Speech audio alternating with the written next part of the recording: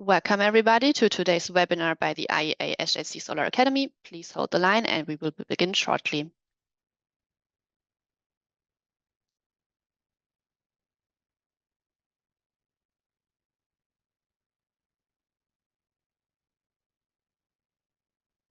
Welcome everybody to the webinar. Please hold the line and we will begin shortly.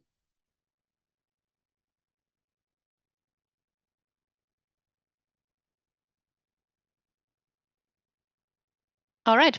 Welcome everybody to today's webinar by the IEA SHC Solar Academy and hosted by ISIS. Before we get started, I'm going to give you a short introduction into ISIS and the work we do before we enter the presentation part of the webinar.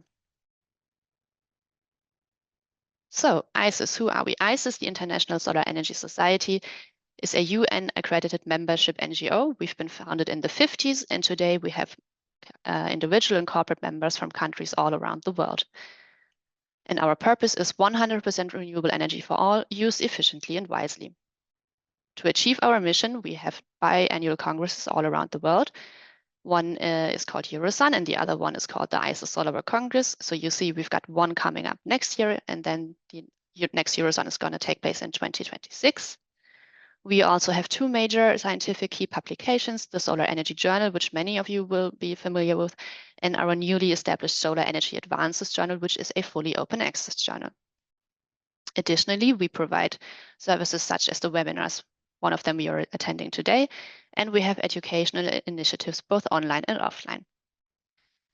Additionally, we also provide infographics on solar themes, as well as our newly established Solar Energy Museum, which is a fully virtual museum, which you can visit and walk through 60 plus years of solar history. Now, just one quick information before we get started on the webinar. There will be a Q&A session for your questions at the very end of all presentations. As the webinar progresses, you can type in your questions in the Q&A box and we will collect them, and then our moderator will distribute the questions to our panelists. When you submit a question, please keep your question short and precise and indicate which of the panelists the question is for. Now, it's my great pleasure to introduce you to the moderator of today, Bärbel Epp. Bärbel is the founder and managing director of the consultancy Solvico. She produces the Solar Thermal World newsletter, and she's also responsible for the Solar Heat Ship report every year. And with that, I'm happy to hand over to Bärbel. Bärbel, please take the floor. Thank you, Arabella. Great news. I welcome everybody to this webinar today, another IEA Solar Heating and Cooling Solar Academy webinar. I will give you a short introduction into what is the IEA Solar Heating and Cooling Program. It's a long-term standing R&D collaboration with 20 member countries that you see here on this map in red colored. The orange marked countries are member of the IEA SHC via supporting organizations. We have more than 200 experts around the world, and they work together in different research platforms. And we have listed you a number of topics we are currently working on, which is the solar energy buildings. We have compact thermal energy storage. We have solar district heating, low carbon, high comfort lighting, and solar hot water for 2030 is another topic. This is sort of the today's topic. Well, we should get to the next slide this way. Yeah, what is the Solar Academy? What does it mean? It's a platform of the Solar Heating and Cooling Program that distributes the key finding and results from the distant task work. We must say that we not only publish scientific results, but you find on the website also a lot of training materials, case studies, fact sheets, sometimes a database, also a lot of tools. The IEA SHC Solar Academy organizes and hosts the webinars hosted by ISIS. The next one will be in November on efficient district heating. You are all welcome to join that next webinar as well. We have a video channel on YouTube with expert interviews from different conferences, and we offer on-site trainings on the request of member countries. The last ones have been in the Caribbean, China, in West Africa, South Africa, and United Kingdom. You can obviously result the website for more information. There is a special section on the website under publications where you find all the latest reports. We have social media channels. Please join us there as well. And if you have additional questions, here's the website, the contact to the Secretariat where you can get all further requirements. Two flagship publications that the IEA SHC program is regularly publishing. The Solar Heat Worldwide study is usually published in June. It's the most comprehensive report on national, global, and application-oriented data on solar heating and cooling. And some of the speakers will quote charts and results from this report also in their presentations today. And we have the Solar Update, which is published twice a year and features some special articles about task work or about interviews with task managers and gives you a brief insight into the latest results from the program. Yeah, this brings me to our webinar today. It's organized by the Task on Solar Water Heating 2030, and it's titled Manufacturing and Design for Reliability and Durability of Solar Thermosyphon Hot Water Systems. And the first speaker will be Robert Taylor from Australia. He is professor at the Faculty of Engineering at the University of New South Wales, where he served as an academic since 2011. His main research interest is in the development of next-generation solar and thermal energy systems. His main goal is to provide a more efficient and economic coupling between solar energy and useful thermal and/or electric energy, and he has published more than 300 academic publications. He will now give us an insight or an overview on what is worked on within the Solar Hot Water for 2030 task. Robert, I'm looking forward to your presentation. All right, thank you for the introduction, Bärbel. And yeah, I don't want to repeat the slide you just showed there, but yeah, just wanted to give a little bit of a short introduction before we head over to some of the experts from our task and a subtask leader. And this is, as was mentioned, this is coming out of Task 69 from the Solar Heating and Cooling Program, where I'm one of the task managers. The other task managers probably joining the call here is Professor Hertau.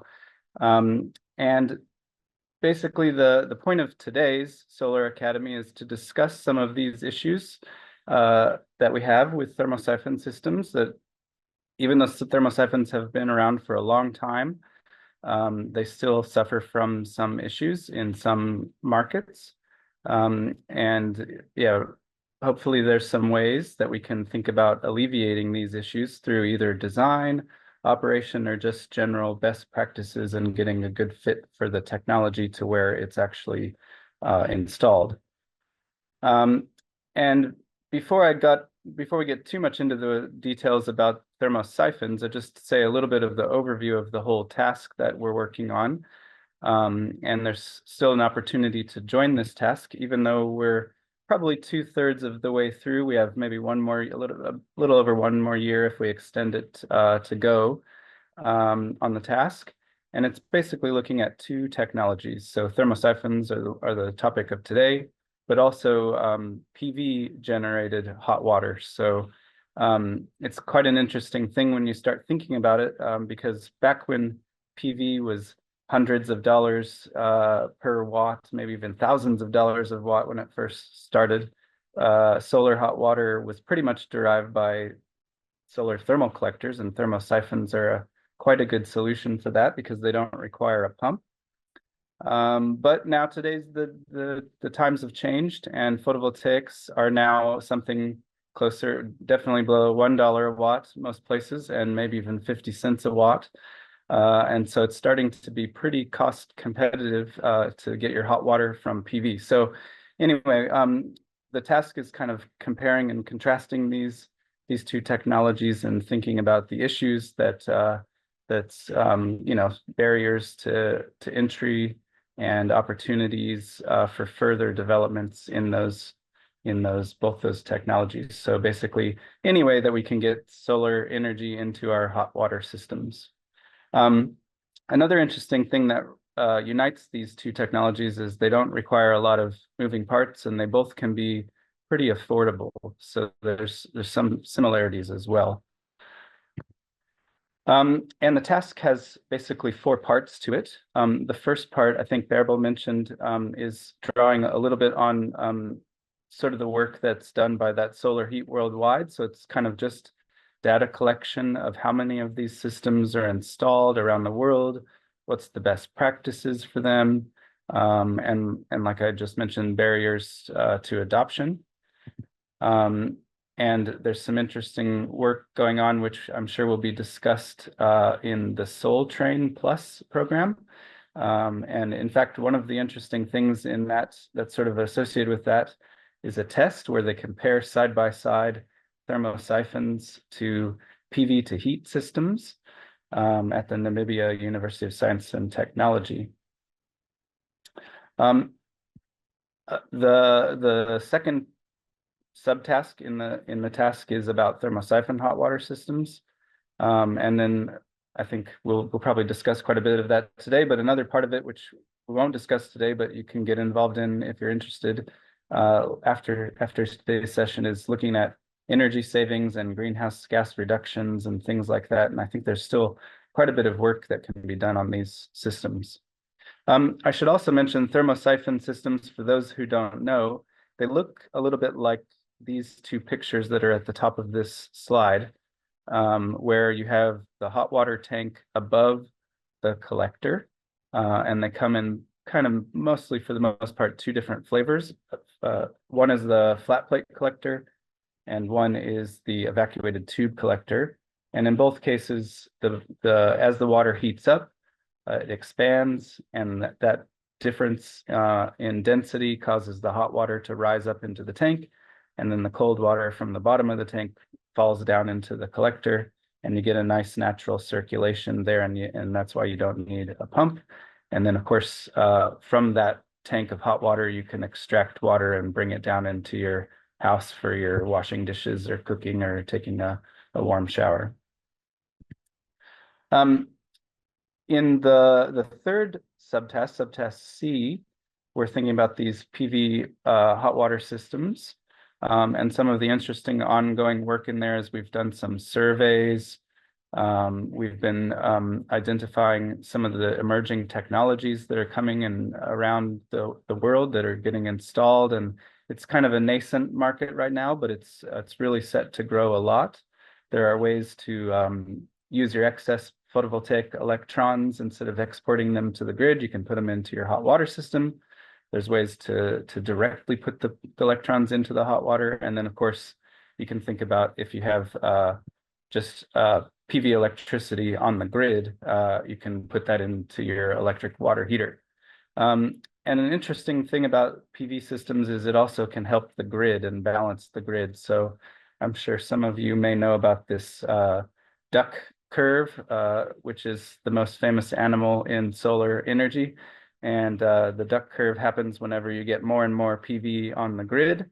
And as you do that during the middle of the day, you know, a lot of the demand is being met by the solar generation. And then in the evening, in the kind of the peak times, then you don't have, the solar starts to drop off, right? Well, with a solar hot water system, you can actually kind of shift that around, because you can store some of your hot water during the middle of the day, and then you don't need to pull off the grid later. So it's kind of demand side management. So there's a value for that. And if you think about how much hot water is installed around the world, it's actually quite a lot. And so there's a big existing thermal battery out there in most people's households that have a hot water tank. And lastly, in the task, we're looking at different ways of boosting the training in these systems, which I guess this Solar Academy counts as one, and the standards that are out there across the world, and maybe what new standards might be needed in certifications for hot water systems. So for anyone that's interested to join the task, there's a little QR code there and also a link if we share these slides. We have a meeting coming up very soon in, I guess, 2 weeks in China. And then we'll probably have, we haven't decided the timing exactly or the location exactly, but probably sometime in April 2025 will be another task meeting later on. So I think that's it from me. So I'll stop sharing and can turn over to the next speaker, Erbil. Good one, Robert. Thank you very much. A great insight, also appreciated from your insights from the Australian market, which is always a bit different than other markets as well, and seems far away from Europe at least. So we come to the next speaker, which is Li Bojian. We have joined 2 speakers today from China, which is really interesting.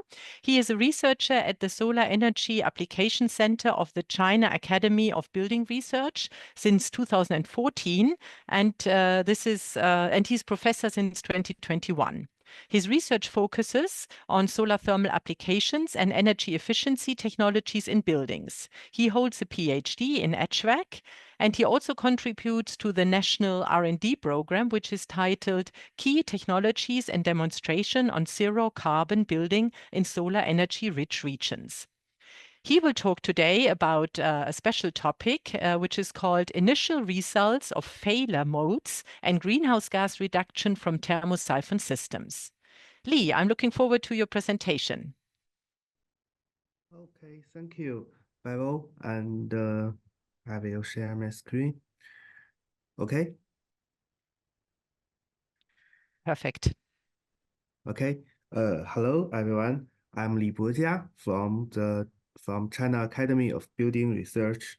I'm the subtask B leader of IEA SHC Task 69, as just now Robert introduced. And today I'm very glad to have this chance to share the initial results of subtask B, mainly about the failure modes and the greenhouse gas reduction on thermosyphon systems. Although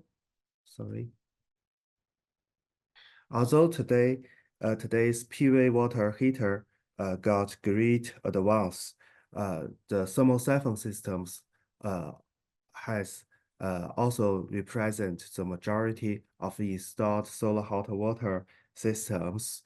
So in this subtask, we mainly focused on the thermosyphon systems to promote the thermosyphon system by improving their convenience and performance, and improving their durability and reliability through our failure mode survey and suggestions for different regions, and also investigate the energy saving and GHG reduction performance in different regions to tell people how the thermosyphon systems contribute to carbon peak and carbon neutral goals.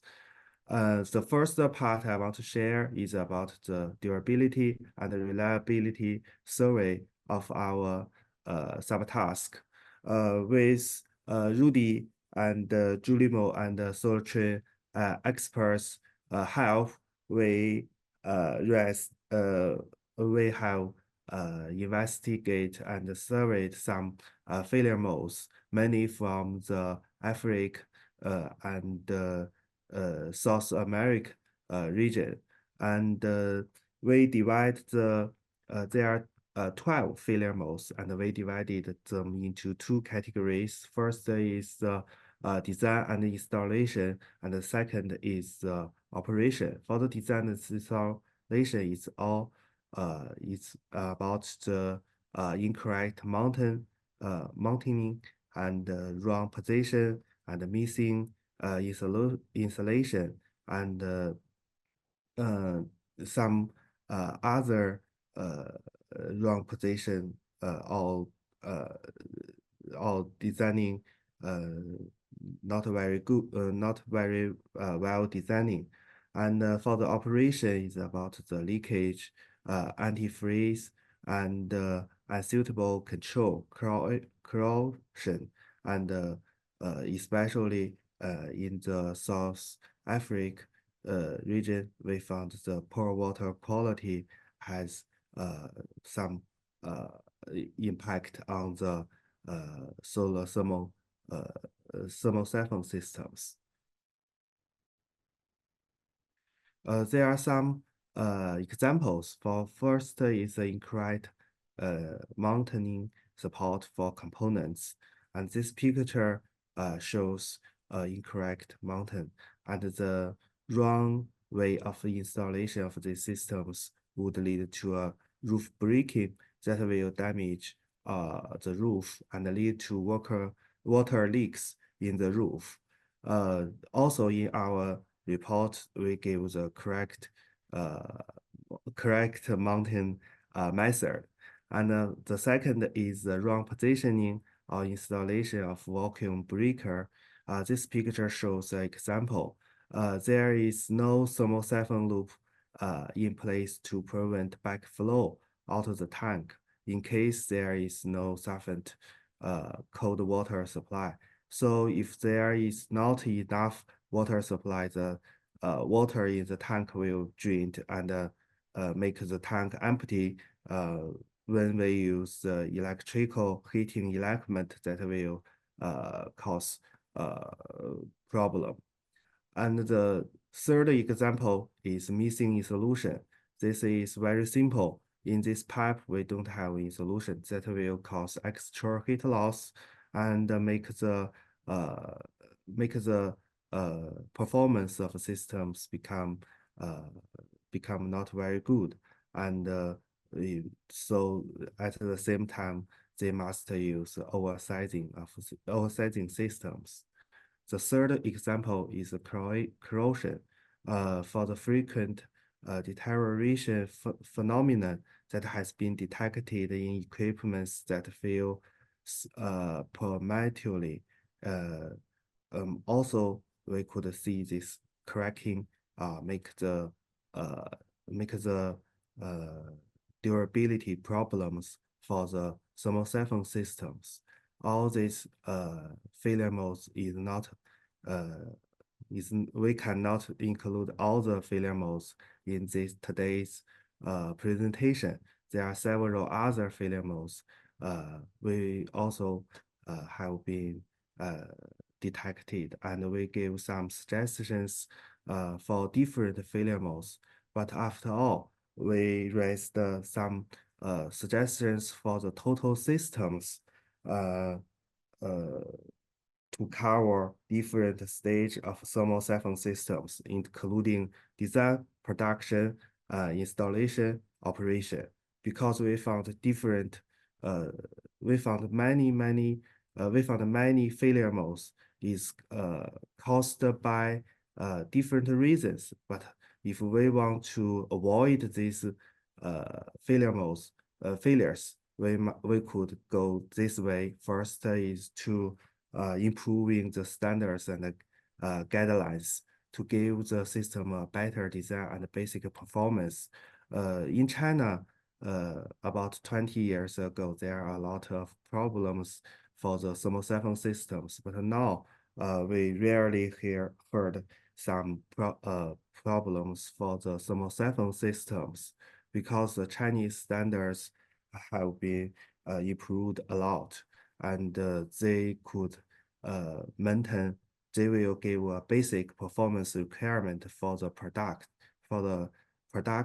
So the system design has been improved also a lot in recent. That make the product more suitable for the Chinese operation condition.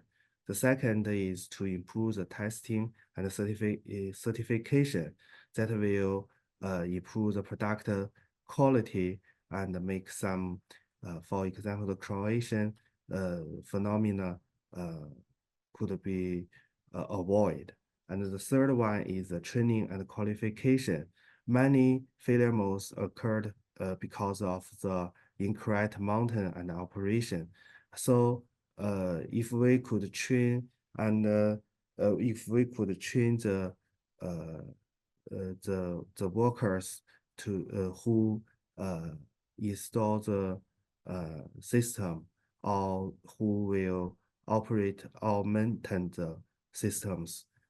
We could make the systems, we could avoid some failure modes. The fourth one is more more for the future, and the is a smart detecting with smart technology.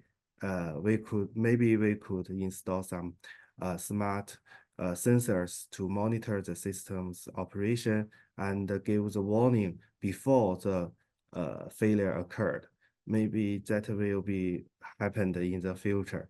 So that's our 4 general suggestions to improve the reliability of and durability for these regions. So for the second part I want to share tonight is energy saving and GHG reduction testing results in China. First, we initiated this topic because we found the difference between IEA and China's figure. The solar heat worldwide give the GHG reduction of the global solar thermal is about 147 million tons. But in the Chinese report, the China's solar thermal GHG reduction is about 186 million, larger than the total world's solar thermal systems. So we are wondering why.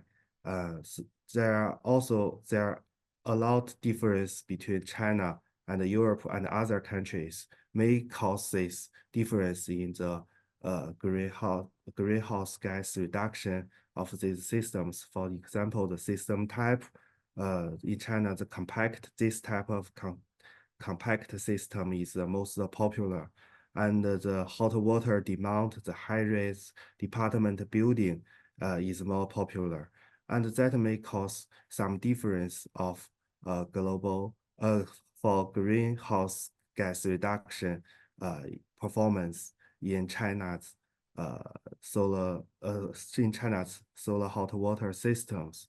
So we want to know how much greenhouse gas does China's hot water systems reduce? So to answer this question, together with Solar East and Sunrin, our academy started a research on this topic to give a GHG reduction evaluation method and achieve the general figures about the GHG reduction in different cities in China as a reference for quick review. The approach the total approach to ensure the reliability of the method, we include these activities. First, we generate a general procedure to evaluate long-term GHG reduction performance of solar hot water systems. And then, according to ISO and Chinese standard, we give a method to get initial parameters for the different solar hot water systems. And with these initial parameters, we build up a model to calculate annual energy saving and carbon reduction of systems.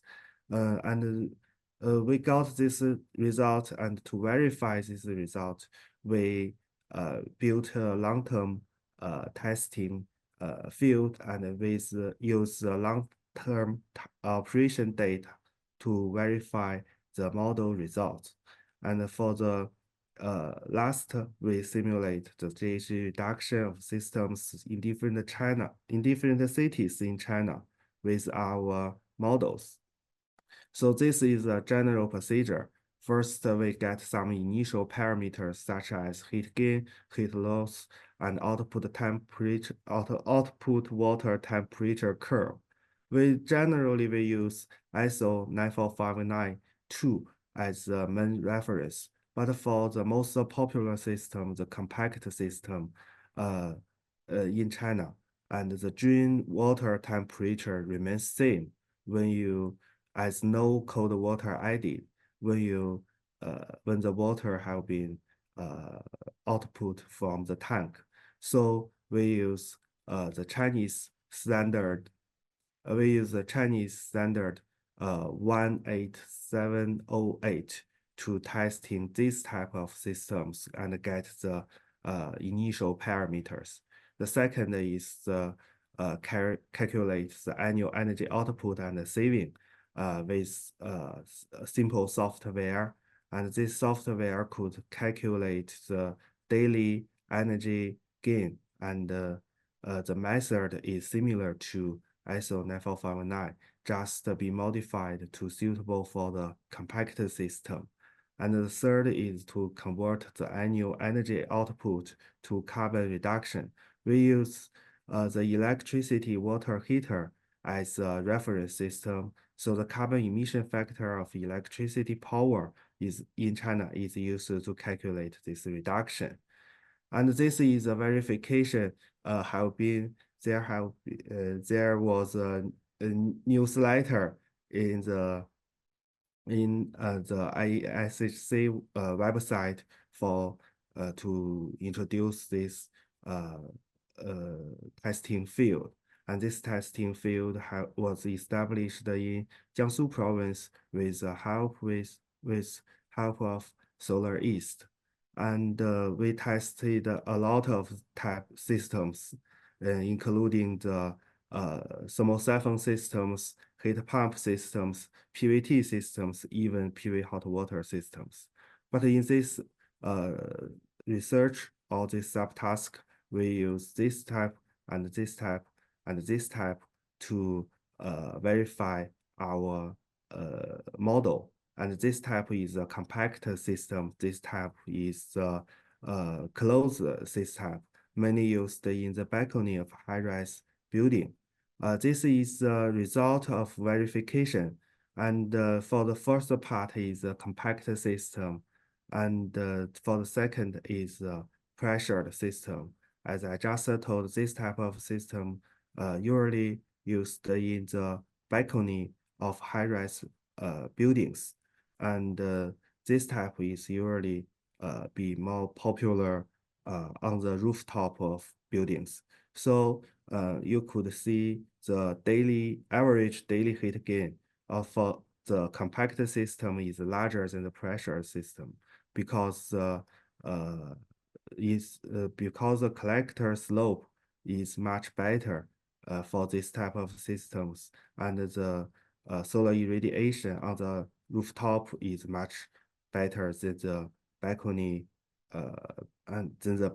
So, but for the deviation of testing result and calculated result, we could see the deviation is about 10%. So we think this model could be used for the long-term simulation. And to get the greenhouse gas reduction, because China is so large and the different city has different climate. So we choose 14 cities with different solar energy resources to calculate the annual GHG reduction for unit square meter collector of the solar hot water systems. And the figure is very different from 140 to 455.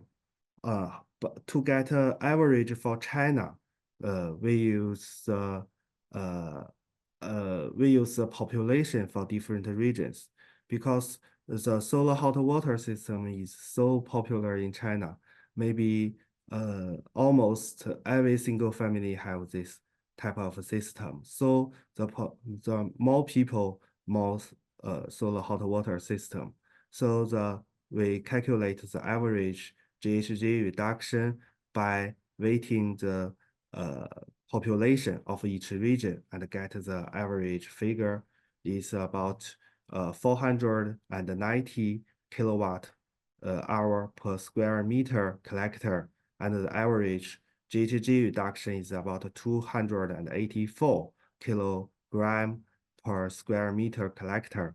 So according to the Solar Heat Worldwide 2024, and the total installed collector in China is 545 million square meter. If all of them are solar hot water systems, we can get an annual GHG reduction about 155 million tons. So this figure is more close with China's figure, and maybe larger than the solar heat worldwide figure. So for this is our initial results, and we are doing the further analysis, and maybe we could give more analyze results in the future.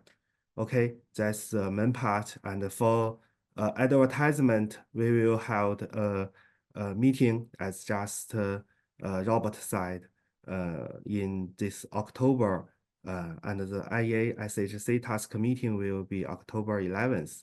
And on the October 12th, we will have the sustainable solar building and industry meeting in China. And if you are interested, please contact this email, or you can contact us. Okay, that's my presentation. Thank you. Thank you, Lee. A very interesting insight into failure modes and global warming potential reduction of solar water heaters.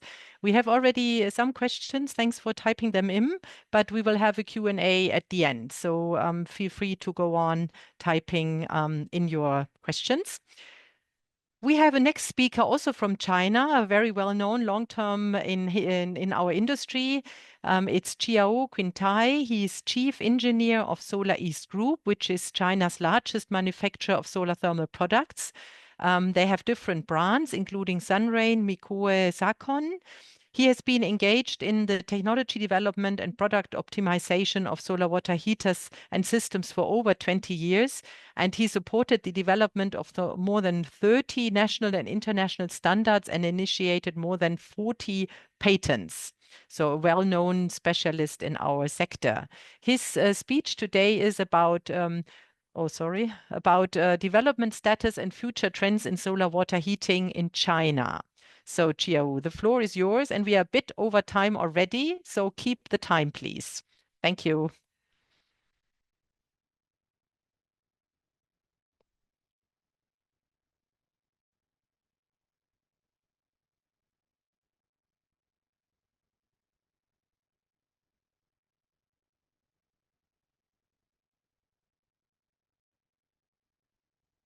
So you go on presenter mode. It's already visible, only on presenter mode.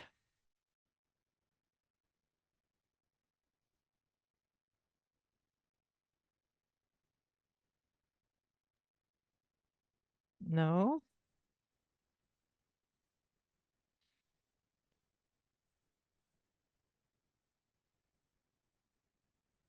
No?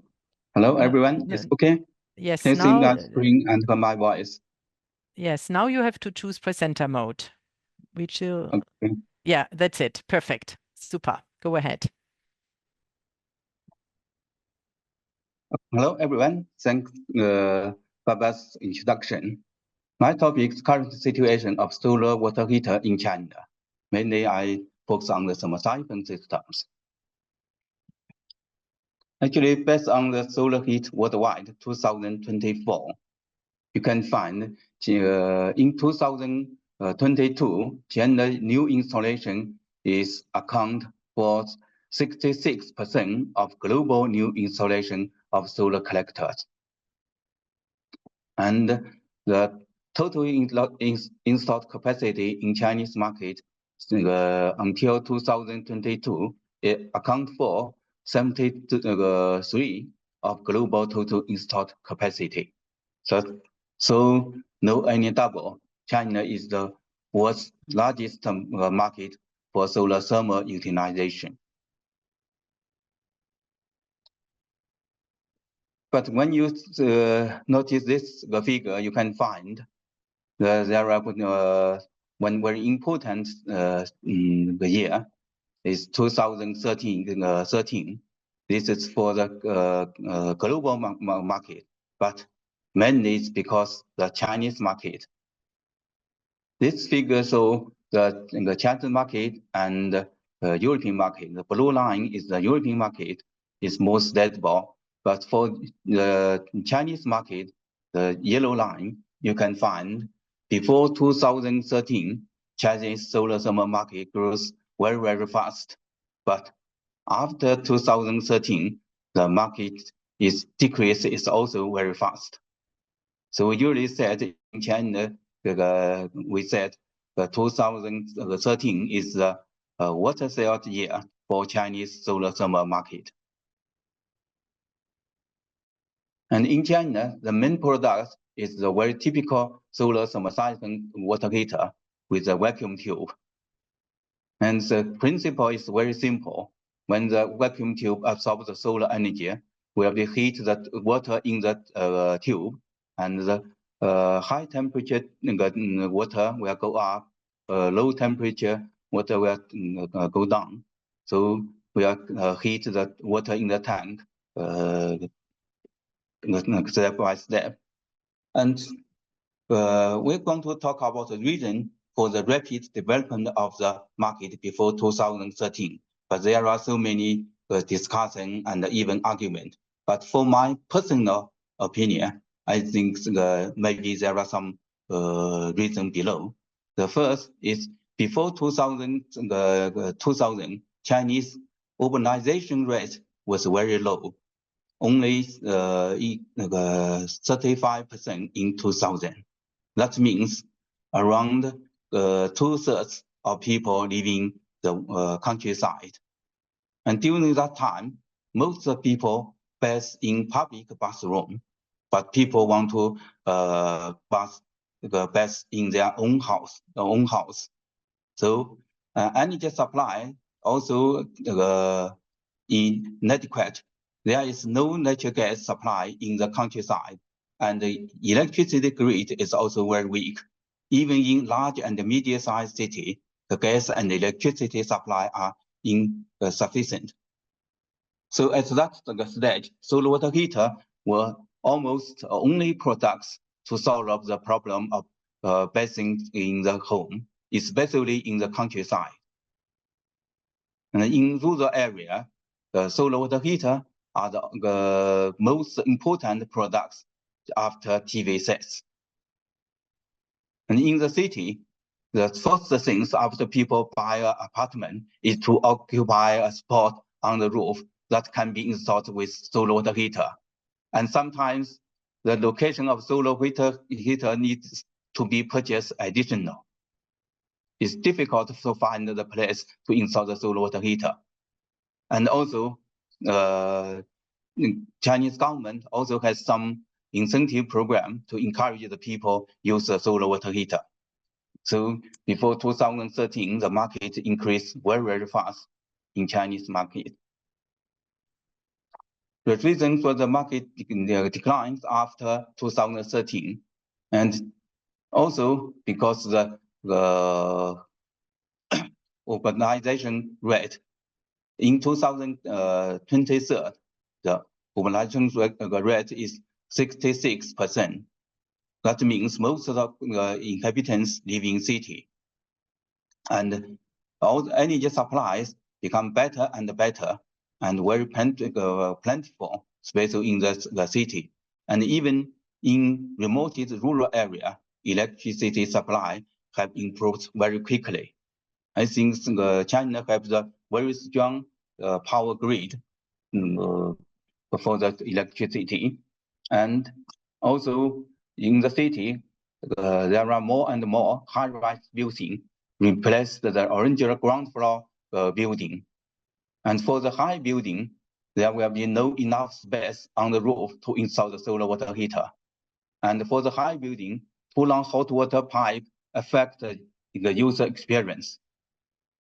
And compare with other products such as gas water heater or electric water heater, the weakness of solar water heater also appears, such as the pressure and temperature is not so stable, and the efficiency sometimes is different in different season. In winter and summer is the big difference, and also the different installation, different type of solar water heater is the efficiency or the use experience is different.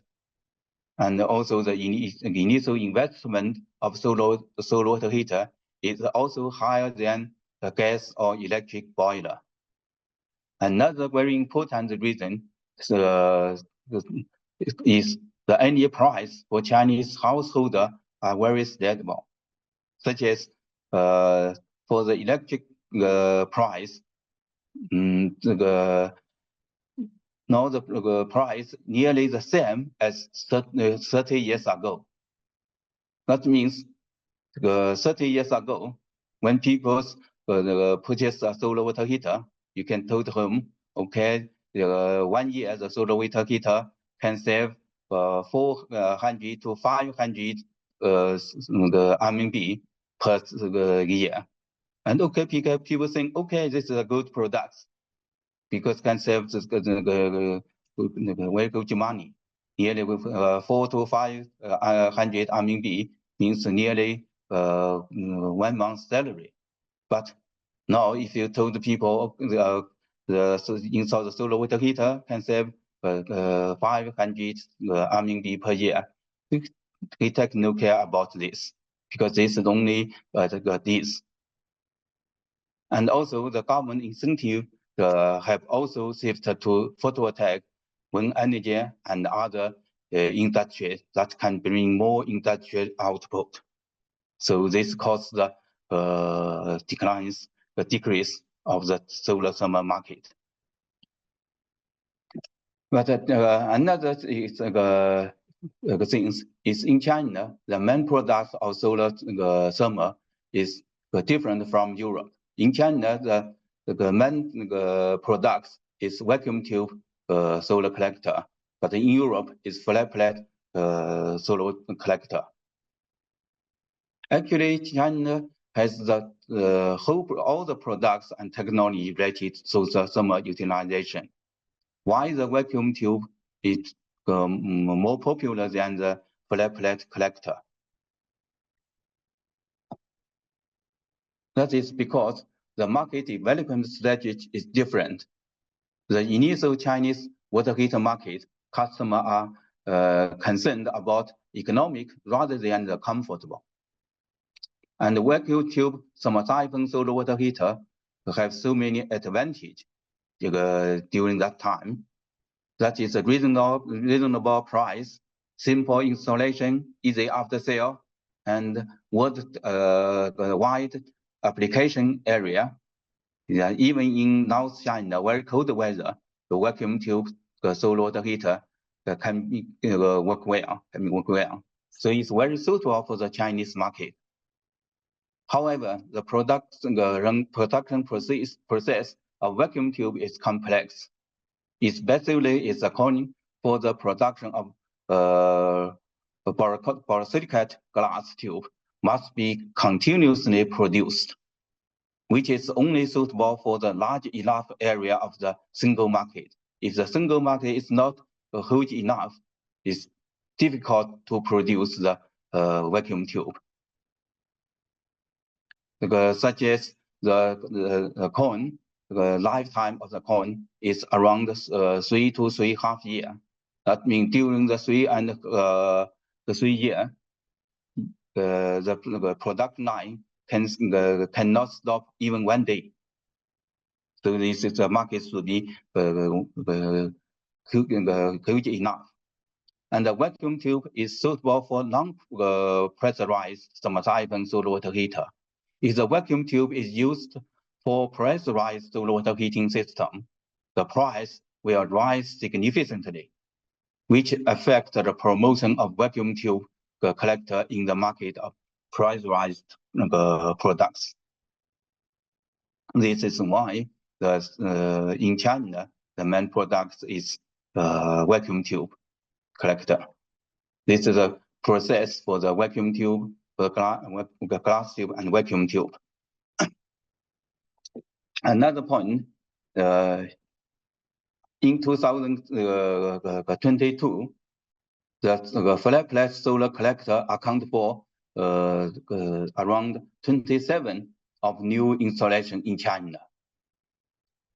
Compared to 2008, the flat plate collector account for only 8% in China total installation of solar collector. And the new installation collector area in 2008, the flat plate collector only account for 5% in China. That means that even the market decreased, but the flat plate collector increased faster than the vacuum tube collector. That is because in the city, more and more high-rise the building. And for this building, it's very difficult to install the vacuum tube solar collector on the top of the building. Just as I mentioned, there's no enough space for the solar water heater, and also the very long hot water pipe is also is not suitable. And so in China, we developed a balcony system. That means we install the collector out of the balcony, but the tank in the balcony. So this solves the installation on the high-rise building. But because the collector installed out of the balcony, so the safety is the most important concern. So people prefer to use the flat plate collector because the cover glass of flat plate collector is tempered, is more safety, but the vacuum tube is not tempered.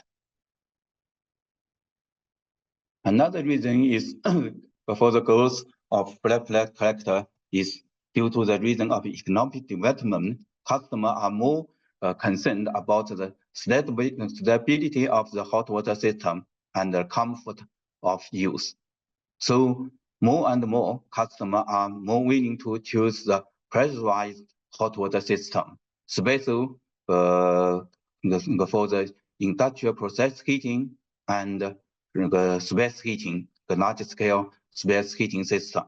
So the flat plate solar collector has more development opportunity. In conclusion, Chinese thermosyphon solar water heater face strong competitions from electricity water heater, gas water heater, heat pump water heater, also the PV. And the market continues to decline, but so many companies have turned their eyes to solar district heating, industry and agriculture applications, and even heat pump. But thermosyphon solar water heaters have huge potential in South America and Africa. For example, China exports nearly 1 million vacuum tube solar water heaters to Mexico every year. Okay, thank you for your attention. Thank you, Jiawu. A very interesting report about Chinese market development. I really like the huge high-rise buildings with the big thermosyphon systems to the very top floor, which is really fascinating. This only exists in China for sure. So we have a last speaker who will cover a completely different region again.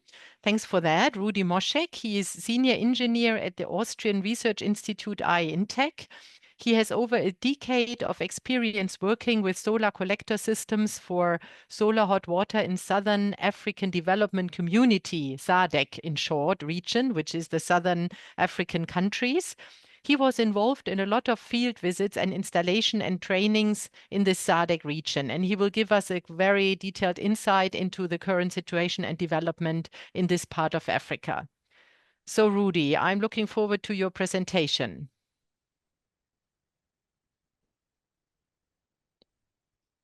Yeah, thank you, Bärbel, for the short introduction. Hello, everyone. I hope you can see my screen now. Yes, not in presenter mode yet.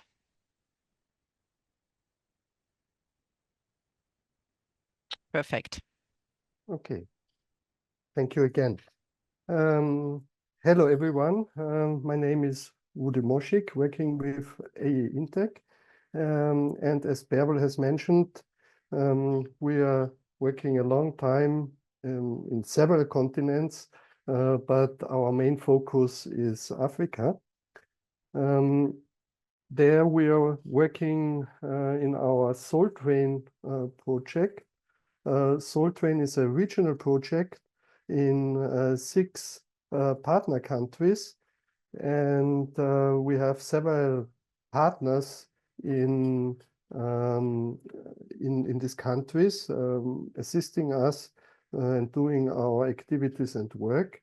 And the overall goal of SolTrain is to assist in the transition from the mainly fossil fuel-based energy supply to sustainable and renewable energy supply systems in future. Basically, we started with SolTrain in the year 2009.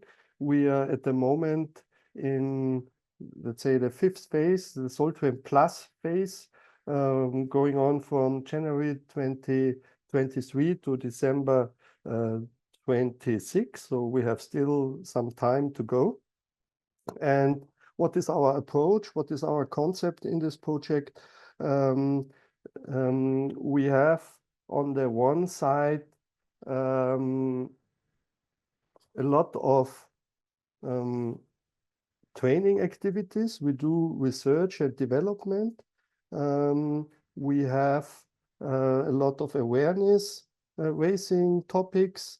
We try to combine all stakeholders and provide information about regulations. SolTrain provides also some funding incentives, and out of this, we establish a lot of demonstration projects. In this actual phase, SolTrain Plus, we have, in addition, now some new topics. This is on the one side, combination of heat pump and energy efficiency in combination with solar thermal. And our strong focus is on training activities for trainers and instructors and for industry. For this presentation, I give you a short summary of my content for today. Just a brief situation about installations. We have heard already a lot in the previous presentations. I will show you some results, roadmaps, and the potential we have in Africa. Of course, the challenges and requirements, which are very, very important to be successful in this technology, and a short overview about best practice and cost situation, and the final conclusion, which is always or also summarizing what we have heard already in the previous presentations. In the current SolTrain phase, or in the last SolTrain phases, basically, we have funded more than 700 systems within the project. And these 700 systems resulted in more than 7,000 square meters of collector area. Sorry. In this presentation, I have included some pictures of standard Thermosyphon units, you see, for single family houses, but also for staff units, for residential houses, and for student hostels.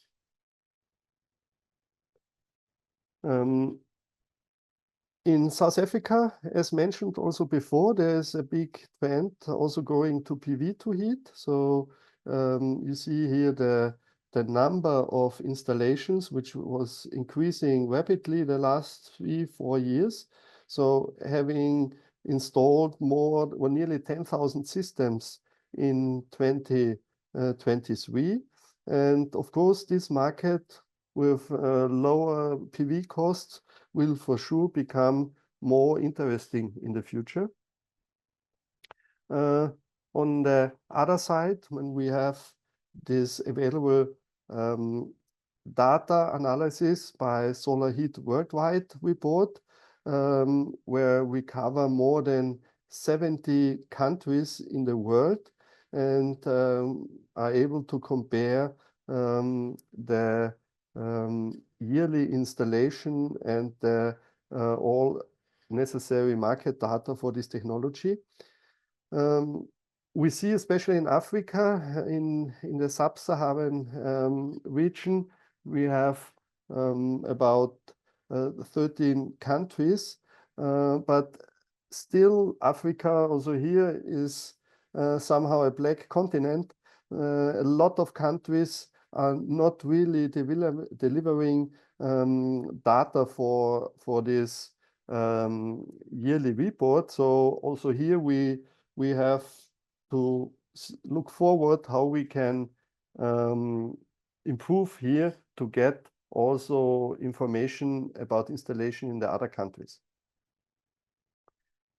We have seen this graph already before. So how much is the percentage of installed capacity divided by Thermosyphon technology or pumped solar heating systems? So still Thermosyphon systems are the larger market worldwide. If we look on installed capacity and going in here in detail to Africa, you see that the main market is Thermosyphon systems, so more than 66%. Having a very short picture in the past, so having the year 2022, we see that the total distribution of Thermosyphon systems worldwide is going down. So we have also heard the reason, mainly China, because they switch from Thermosyphon units to pumped systems, and mainly going also for very large pumped systems. We have seen some pictures before. In Africa, it's the opposite. So there is still the Thermosyphon market very relevant and is dominating and is increasing comparing to pumped systems.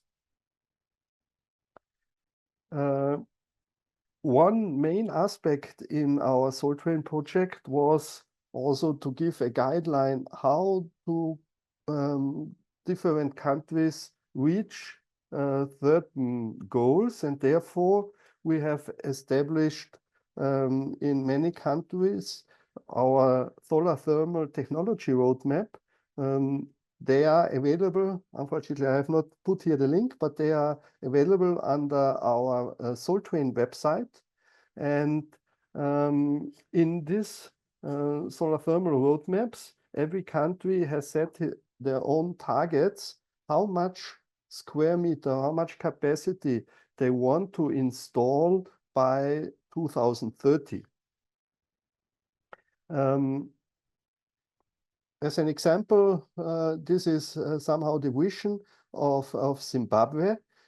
We see on the one side, they have a target of 0.1 square meter per inhabitant by 2030. If they will reach this number, this will result in an installation area of 2 million square meter. How is the status at the moment? According to this roadmap, and basically Zimbabwe is good on track, they should have installed in 2022 about 40 1,000 square meters according to the roadmap. If we go now in with the data of the market reports, the installation, so the measured or the documented installation in Zimbabwe in the year 2022 was 33,000 square meters. So, and having the roadmap in place, having somehow the vision and the goal, you can always compare where are you at the moment and how far have you to increase your action to reach the final installation area. Also, this graph is a very good presentation of the current status. If we look here on these yellow spotted countries, these are all countries in the SADC region. There we have at the moment the highest specific installation capacity in South Africa, 15 kilowatt thermal capacity installed per 1,000 inhabitants. And this is representing 0.02 square meter per inhabitant. The lowest value we find in Mozambique, where we have for sure a lot of issues to and struggle a lot to implement solar thermal technology. On the other side, leading countries, on average, the 3 leading countries have installed already 490 kilowatt thermal capacity per 1,000 inhabitants. And this is equal to 0.7 square meter per inhabitant. So if we come back to our vision plans, 0.5, 0.1, 0.3 square meter per inhabitant, we see there is still a lot to do in Africa. So if we go for South Africa, who has the vision with 0.5 square meter per inhabitant, there is a factor of 20, which they have to increase their number of installations.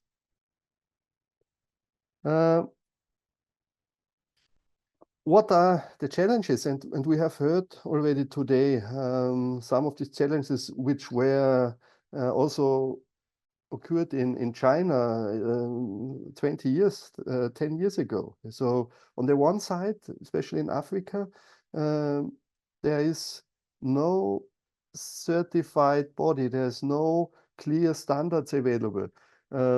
Quality management, quality of installation is not the best one. Some countries adapt existing standards which are partly 20 years old or even older. And also the knowledge of installers and producers regarding the use of standards is limited. And therefore we have a big issue in quality of installations and also in the choice of choosing quality systems. On the other side, which is also very obvious, there is a lack of maintenance. Sometimes I have the feeling this word doesn't exist in Africa. But if we look in the, let's say, car sector, mobility sector, there they offer and do a lot of maintenance. And also this activity is required to have a long-lasting solar thermal system. Another issue in Africa, especially in Africa, is the initial investment. We are all aware solar thermal systems needs a higher investment at the beginning, and afterwards the energy is nearly for free. So the sun is not sending us a bill. On the other side, local energy, especially electricity, is cheap and mainly subsidized by the governments. So also this is a barrier for introducing other technologies. There are also nearly no funding schemes available to overcome this issue. We are working now in Soltrain and hopefully in Namibia and Zimbabwe. We are very close to have bankable proposals for investors to be able to have sufficient funds for installations. We have seen already some issues which we have during the installations. Lee has mentioned some. Yeah, some are very obvious. You see, this installation is upside down, and the installer was really insisting that this system was working, but the heater was just, or the water was just heated by electricity in this case. We have seen already this picture, missing insulation, insufficient fixation of the systems. And of course, if you don't follow some standards, you get also this night art installation of solar thermal systems. Therefore, and this is a main aspect of Soltrain project. Can you speed up a bit, Rudi? Yeah, because of our Q&A. Okay. Yes. Quality installation, maintenance is very, very essential, very important. And we have some best practice examples, systems which are working already nearly 20 years with nice maintenance. When the picture on the right side, this system is nearly 20 years old. It's not looking like this, but it's 20 years operating. We have quite high solar resource in Africa, nearly all over Africa, and done a lot of evaluation and monitoring. We can somehow work with a solar yield of more than 750 kilowatt hours per square meter and year, and having much better climatic conditions comparing to Europe and China, we can easily reach a solar fraction of 95, sometimes 100%. Also, the cost perspective is always an issue. So we find here, but this is an evaluation of more than 300 systems, which were done the last 3-4 years. And you see in the first column, we have just direct thermosyphon systems. So they are the cheapest, with an average cost per square meter around 400 euro per square meter. The indirect thermosyphon system with flat plate collectors are a little bit more expensive. So we have maximum price with 800 and the average price of 550. And the indirect systems, which are dominating the market at the moment, they are also in the range of 420, 430 euro per square meter. So coming to my conclusion, and this was also mentioned before, on the one side, we need clear definition of the quality of installations and material. A lot of training activities in all sectors are required. And here the people really need experience by doing practical installations. And finally, we need the quality control to really achieve these goals of sustainable and long-lasting systems. So far, a last impression from nice African continent. So it's really a fascinating continent, and hopefully there is a big potential, a big market, and a lot of possibilities. Thanks very much. All enjoyed the webinar. It was a long run, but very interesting between China and South Africa. So we have today the speakers with us mainly from China and Australia, not so much from Southern Africa. But I think there are a number of questions also to our colleagues from China particularly. Let us start with an interesting question on how thermosyphon systems can be made attractive for architects, because you always have this tank on the roof and, well, this is a bit of an issue maybe for architects. Do you have ideas on that in China developed? Yeah, now you have to decide who is answering. Chia Wu from the industry. Ah, Rudi is also with us. Thank you. I think this is I said for the thermosyphon system. I think little difficult to integrate with the building, but also have some solutions in China, such as the balcony system. Sometimes install the balcony system. The balcony system, the collector design. Sometimes with already have some building. This have very special design to put the collector out of the balcony, and in this way, the collector can be integrated with the building very well, and also have some other solutions, such as we put the collector on the top of the building, but the building have some special structure to integrate with the solar system. Actually, in China, we do so many research work to integrate the thermosyphon system together with the building, not only the flat plate thermosyphon system, but also the vacuum tube thermosyphon systems. Okay. Rudi, sorry, I didn't know that you would be there, but can you say something about integration in buildings in South Africa and maybe also about PV to heat and thermosyphon systems and the big boom on PV to heat, where this comes from in South Africa? Okay, Bärbel, thank you. So there are two questions. One is the view of thermosyphon systems on a building. And there are possibilities if you have a very pitched roof where you can maybe hide the tank in the top of the roof, inside the roof, yeah.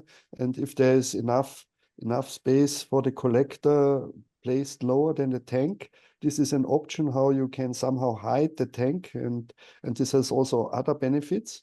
But of course, this needs a special structure for the tank, and installation is a little bit more complex in this case. Basically, especially in Africa, if we go for a residential area, aesthetics is not the most important point. But this will change if we increase the standard of living. Yeah, this will change, and if people get more possibilities to have other options in preparing hot water and are also able to invest more, this will have I guess an impact in future. And we have seen also nice pictures, I guess, in the presentation in how they do it in China. Another option for Africa or for countries with very high radiation is the integrated storage tank collector module. Yeah, and there are some producers who offer these solutions, which can be nicely integrated, but of course these solutions have some other issues. So you cannot use them in areas where you have a very cold climate. Yeah. So this was the first question. The second this was question, the first part, okay. The second question was PV to heat. Yes, PV to heat has a quite increase in numbers in the South African region, and I guess there will be a lot of developments in the future. So there are a lot of options, especially for multiple family houses, to integrate this kind of technology if there's enough space on the roof. Yeah, so this is one important issue, and yeah, we see it also in the numbers. So the numbers are increasing, and PV modules are getting more cheap nearly every month. So this will have an impact on the overall technologies in future for sure. Robert, how about Australia? How is the Thermosyphon market and developing there, and how is PV to heat seen by the market players? Well, of course, we have a long-standing Australian company named Rheem that makes the Solar Heart brand thermosyphon collectors that are sold all around the world. And I think there's a bit of patriotism towards that product. So if you see a Solar Heart thing, you think that's an Australian house, and people like it. I think that they're supporting their local manufacturer, I guess. And so I think there's pretty good perspective on those. They're not seen as a eyesore or a problem for the building usually. On the PV to heat, the thing I would say that could be interesting is they make PV modules that look a lot like roofing tiles and things these days, and there's no reason why that couldn't be used, and then it looks just like your normal roof. And then the electricity, of course, then can go into the hot water tank. Okay. Well, can you say Robert, from your overview of now 2 years of task work, where do you see optimizing strategies for thermosyphon systems? You have studied a lot the failures, and also we had heard some in our webinar on intelligent monitoring or arrow protection devices or something. What are your strategies to optimize thermosyphon systems further? Yeah, I think that's a pretty good summary. I think that you can do a lot of things to monitor the systems and detect whenever you have problems. Leaks or corrosion or things like that can all probably be detected with a little bit of electronics, which are getting very cheap these days and are pretty reliable. And then that can at least detect default and then maybe report it. I'm thinking more of the Australian market, I guess, but report it to your home energy monitoring system, and then if you have a problem there, then to fix it so that you can ensure that you're getting enough performance out of your solar collector. So I think just adding more electronics and more smart technologies in there is a place where there could be a lot of innovation. Okay. Maybe a question to Lee regarding your failures. There was one participant who noted that most of the failures were related to the mounting arrows and poor material choices, but not so much on design-related failures. What is your experience on that?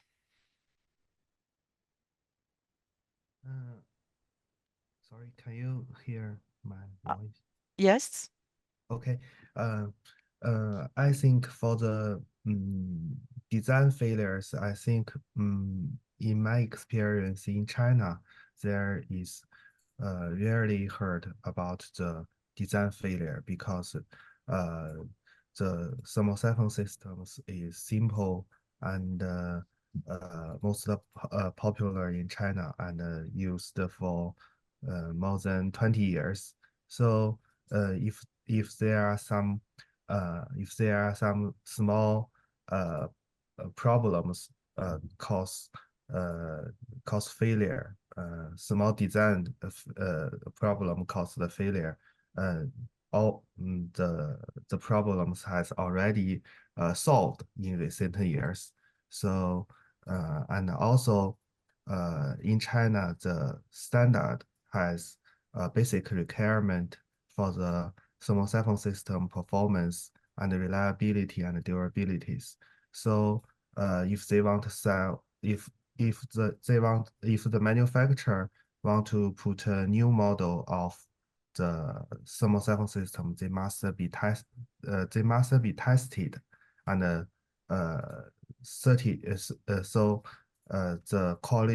quality could be proved according to these standards. So that all the technical solutions and management solutions make the design failure less and less. Okay. Lower and lower. Very good. Okay. Can you give a recommendation on the share of the glycol and how to do the antifreeze in the systems? You mean the share of what? No, the of glycol in the solar circuit. How is the freeze protection done precisely? Is there a fixed quote on water and glycol mixture for the thermosyphon systems? What do you recommend here? Sorry, I don't know the detailed concentration of this antifreeze fluid and the water, the percentage, because the temperature it depends on the temperature of the outdoor temperature environment where the thermosyphon system used. In China, from the north to the south, the temperature is very different. Yes, it's very different. So we choose different concentration for the antifreeze fluid for different location, and that could be easily found in the in some guidelines or the standards to choose the right concentration. Woody, you want to step in here? Yeah, basically you have always to follow the recommendation of the producer. Yeah, so this is important when you get different chemicals, and usually you have to see also what is your freezing protection point, which is, if we look on Africa, they seldom reach temperatures lower than minus 2, 3, 4 degrees. Yeah? But this glycol water mix is also in contact with very high temperatures. Yeah? And therefore you need a minimum percentage of chemicals inside so that the water glycol mix can remain anti-corrosive. So this is one important issue. And therefore, we recommend, or most of the producers here in Europe recommend a percentage of minimum 20% of glycol. Okay. But this is really, you have to follow the guidelines of the producer of the glycol itself. Okay. There's a question about the elevation of the system. Can you adapt to the roof slide, or do you have to put it up higher because of the thermosyphon system? Because then it's usually more difficult to install and a bit ugly on the roof. That's what our participant mentioned. Rudy, do you have experiences on that? Yeah, and there are a lot of investigations. But basically, if you have a higher inclination, this will support the thermosyphon effect. That's clear. And, on the other side, our advice is you should have on flat plate collectors at least, yeah, but this is also valid for vacuum tubes, at least 15 degree should be the minimum inclination of a thermosyphon system. And of course, it's also the question in which climate do you use this system? And if we look, for example, in a climate region in Asia, I guess it's the same in China, or sometimes also in some parts of Africa, where you need most of the energy in wintertime. Yeah? There you get a better efficient output if you do a higher inclination. So and it's also a question of sizing of the system. Yeah? All this you have to take in consideration to have the final solution. But basically, there's the possibility to go also just with 15 degrees. So it's for sure possible. Yes. What are your experiences with that in China, Jiawu, on the inclination of this thermosyphon systems? Actually, first, when we talk about the thermosyphon, sometimes we usually, because which topic is thermosyphon solar water heater. Actually, in China, there are also have some large scale thermosyphon systems. So when we talk about this, maybe the system is different. If the thermosyphon solar water heater is very simple, it's impact and it's easy. And for the tight angle, I think for the system, you should take very careful about the tight angle.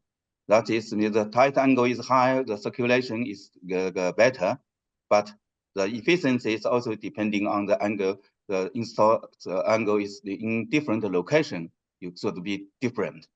So should calculate, keep the balance between the install angle and also the circulation. Okay. How about the usage of polymeric materials for the solar circuit? We have seen the photos in the presentation where mostly copper was used. What is your recommendation on that? Maybe we start again with Rudy and then Jiawu on China.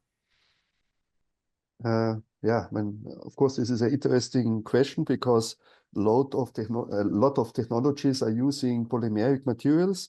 In the solar thermal aspect, we have first to mention that we always deal with high temperatures, high pressure sometimes, radiation, UV radiation, and therefore to stand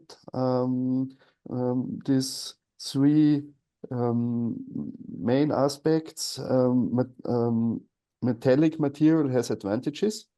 And if you go for polymeric material, you need very expensive products. So this has been figured out.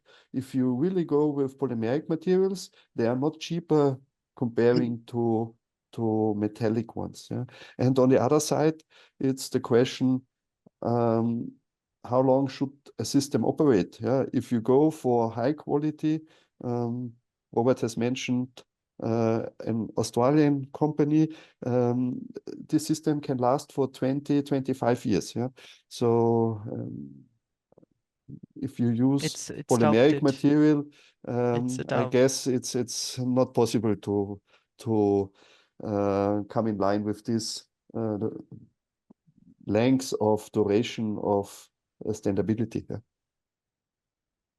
So, Jiawu, your opinion on polymeric solar circuit materials? Yeah, in China, usually for the we have two type system. One is the non-pressure system. For the non-pressure solar systems, we usually use PX or other polymeric material.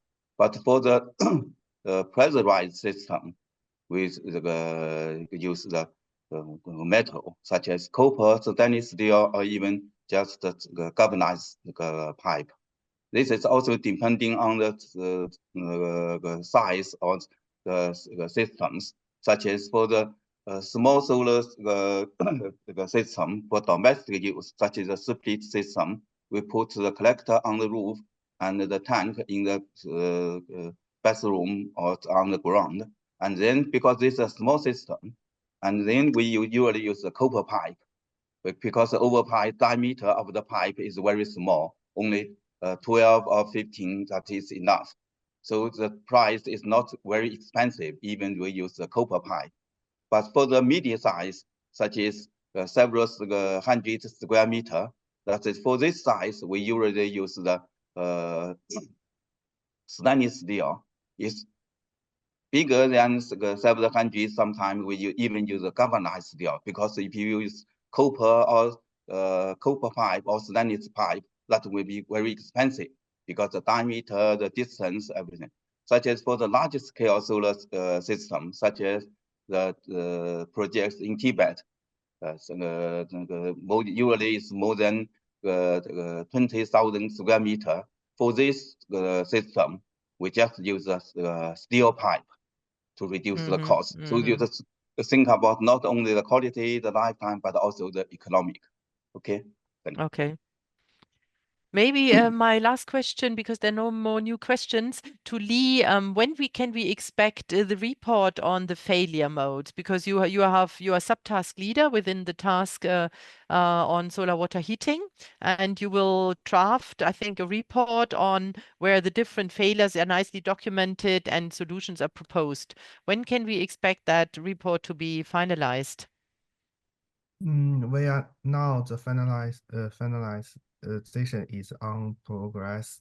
Right now, I think maybe later or nearly the ending of this year. End of year.